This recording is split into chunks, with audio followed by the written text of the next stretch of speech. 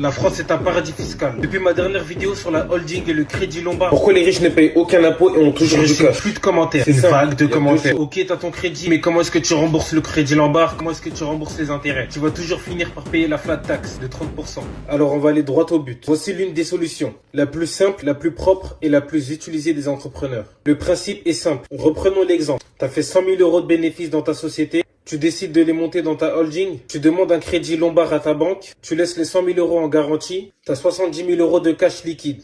En perso, du coup pas d'impôt, pas de 30% de flat tax. Au lieu de retirer 100 000 euros et perdre 30%, 30 000 euros en flat tax, immédiatement, tu as les 70 000 euros du crédit lombard entre les mains. Maintenant, il faut payer les mensualités.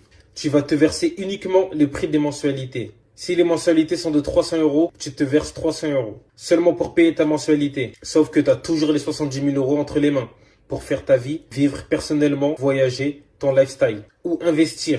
Du coup, au lieu de payer 30 000 euros d'un coup sur le versement de tes dividendes, tu payeras seulement 90 euros par mois pour le versement des 300 euros de ta mensualité du crédit lombard. À l'année, cela te fait à peine 1080 euros. Est-ce que tu commences à comprendre? Tu étales l'imposition dans le temps.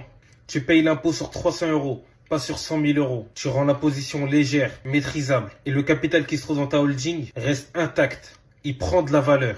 Tu vis avec l'argent de la banque pendant que ton patrimoine se renforce. Et voici ce que beaucoup ne savent pas. À la fin de l'année, si ta holding a pris de la valeur parce que ton capital n'a pas bougé et tes investissements ont fructifié, tu peux retourner voir la banque et demander un renouvellement de ton crédit lombard. Et oui les gars, c'est un jeu tout ça, c'est un jeu. Ce renouvellement couvre tes intérêts, rallonge ta durée et augmente ton plafond d'emprunt. Résultat, tu fais tourner le système, tu protèges ton patrimoine, tu fais travailler ton capital et tu utilises la dette pour rembourser la dette. C'est comme ça que les très grands patrimoines fonctionnent. Tu étales l'impôt et au final, tu le ressens même pas.